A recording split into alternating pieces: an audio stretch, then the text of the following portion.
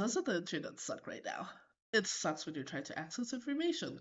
It sucks when you're trying to read an article. It sucks when you're on social media. It sucks when you don't want to buy anything. It sucks when the algorithms won't listen to the fact that you don't want to see this content with these people at all, and they keep trying to shove them in your face for the purposes of profit. And whilst all of this is happening, AI is being allowed to scrape everything. Comedy Central took down some of its videos and deleted its archives. MTV took down some of its news articles and deleted its archives. The Internet Archive lost its appeal, the appeals court. All of this is happening. AI is being allowed to scrape through everything and ruin everything. It's allowed to profit off of other people's work. It's allowed to make abominations of people's work. It's allowed to provide false information. It's allowed to be a waste of resources in terms of the environment. And it's just all around not a good time right now.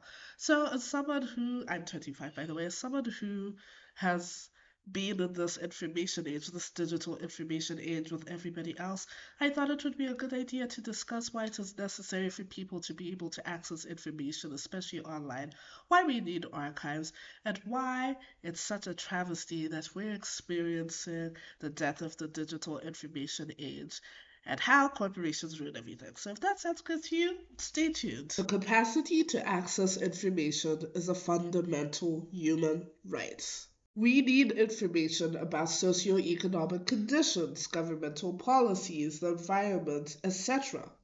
In addition to this, there is all kinds of content that we consume online, from our group chat to our streaming subscriptions. All of this needs data. The cost of data has been the source of debate in many, many countries all over the world, and some countries, including the US, had enforceable policies that were used to prevent internet service providers from discriminating between the different kinds of data that they transmit. The concept of treating all data equally and avoiding discrimination against certain service providers is a concept known as network neutrality or net neutrality. In 2015, the FCC issued anti discrimination clauses, including ones that protected net neutrality.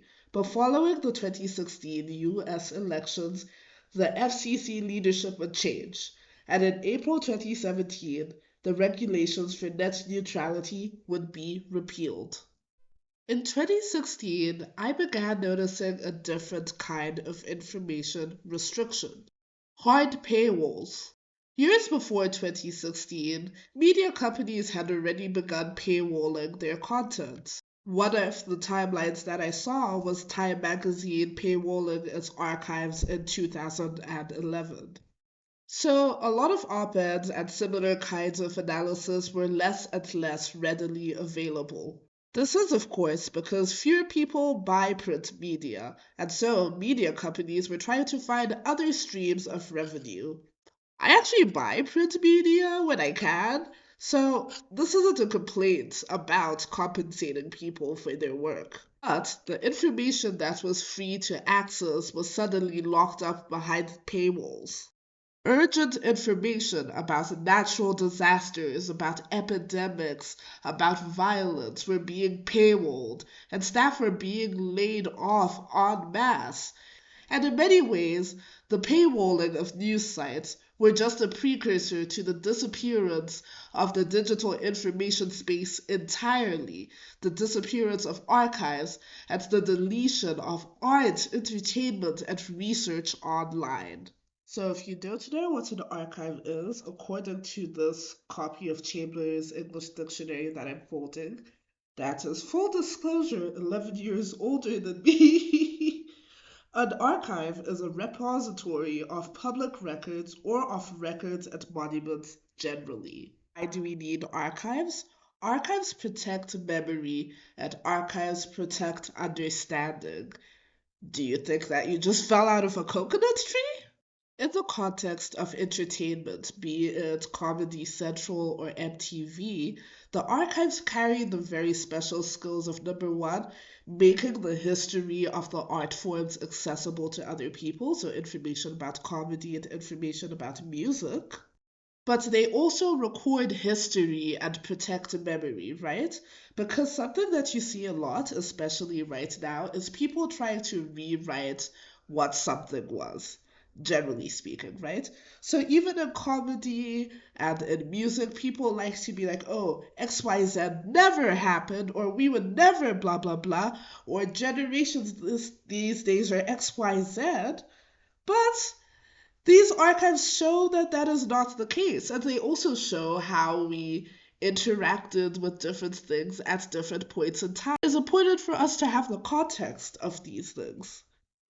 For instance, going to MTV News, MTV, the news website, was taken offline, and that means that there is decades of music journalism that is gone. That means that there's interviews that are gone, reviews that are gone, different things with various artists and producers early on in their careers are completely gone.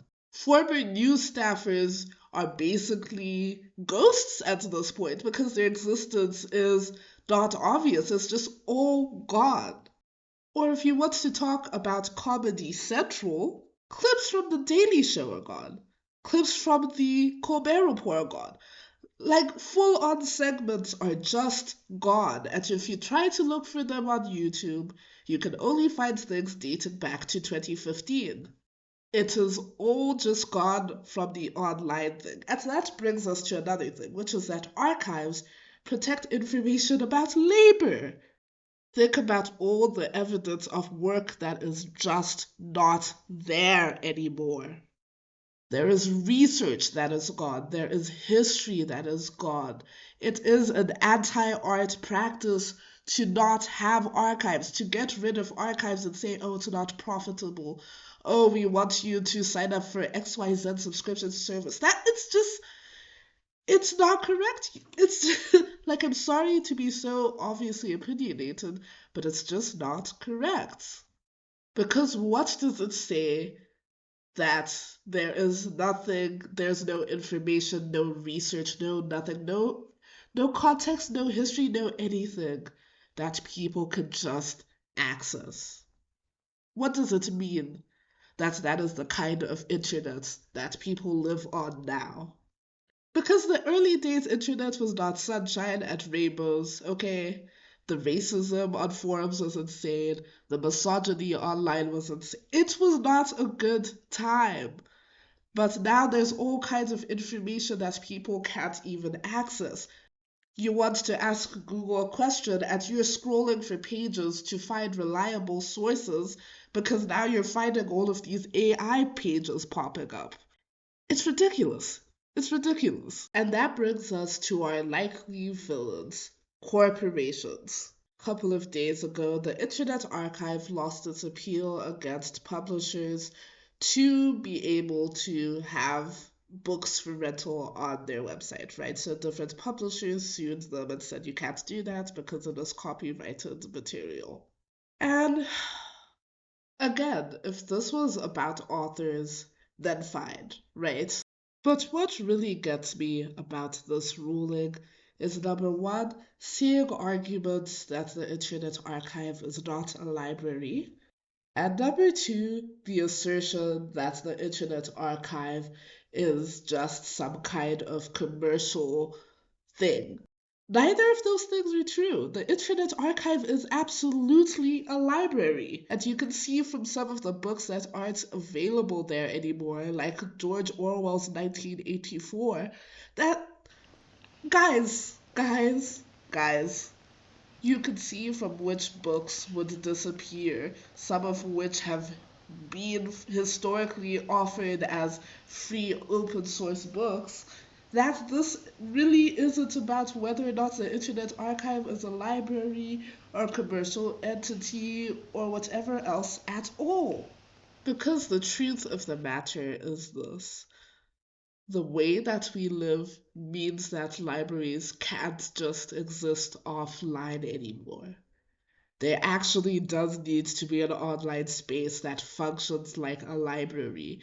We are so technologically connected now, and technology is so deeply ingrained in our day to day lives that it isn't realistic to treat this issue like it's 2001 and this is LimeWire, because it's just not.